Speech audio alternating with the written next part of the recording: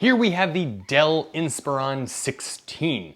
Now, a lot of you know that this is a kind of a favorite of mine on this channel. I've always thought that the Dell Inspiron 16 has just got a lot of bang for your buck. It's quick, it's powerful, it's good looking, it's built well, etc. and so forth. But Dell did a pretty big change to the Inspiron 16 here recently, and what we want to find out today is if the Dell Inspiron 16 is still good value, good bang for your buck, and if you should buy one yourself.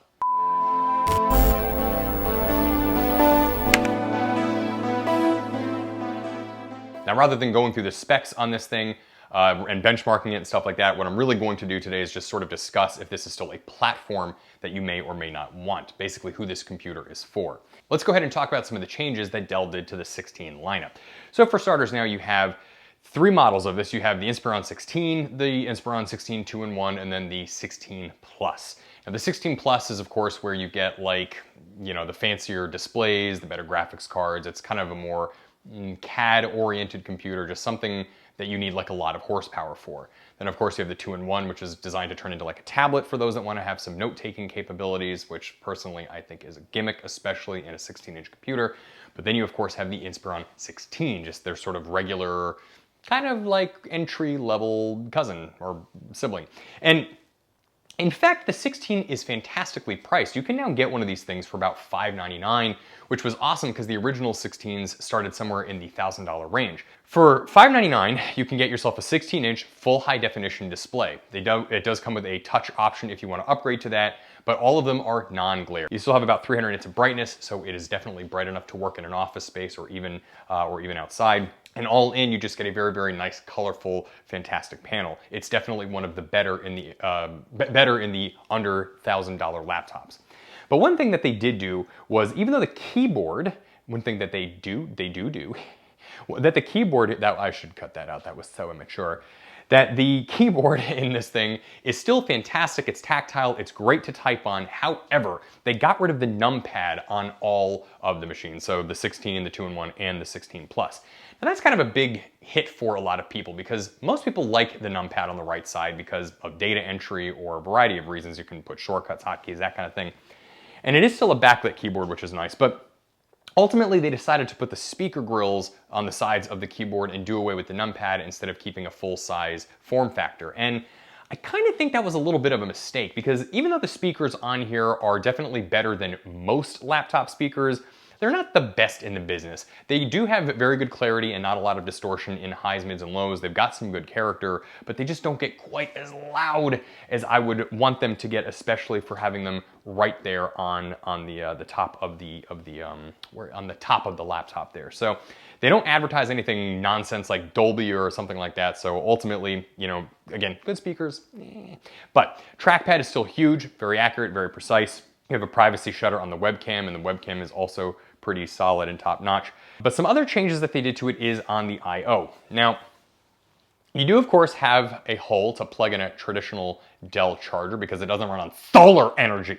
But I kind of think that by now, Dell should just focus on giving USB-C chargers with all of their laptops. This does have a USB-C 3.1 Gen 2 port on it, so it also is compatible with charging the laptop with power as well as plugging up a monitor to it if you wanted to do that. And then of course you do have HDMI and then a USB Type A port on there. You have USB Type A here, TRRS jack, and then a full-size SD card.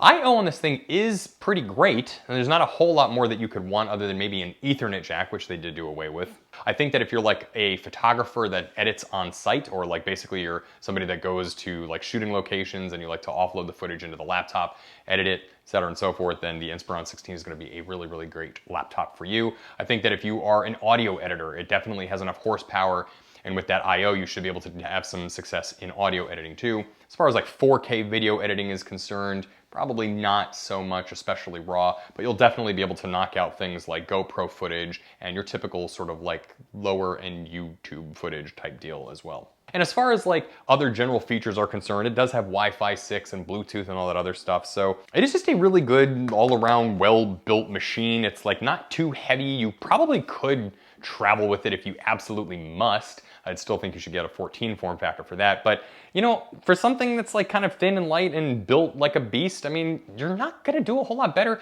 than the Dell Inspiron 16. And again, starts at $599, pretty hard to beat.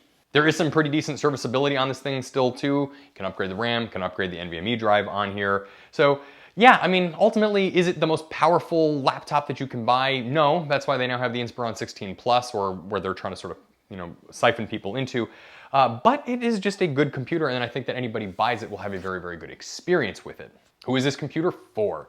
Well, at this point, you could probably, if you're like on a budget, you probably could do pretty well with an Inspiron 16, especially if you want something that's like easy to see, but you don't want to break like $800 range.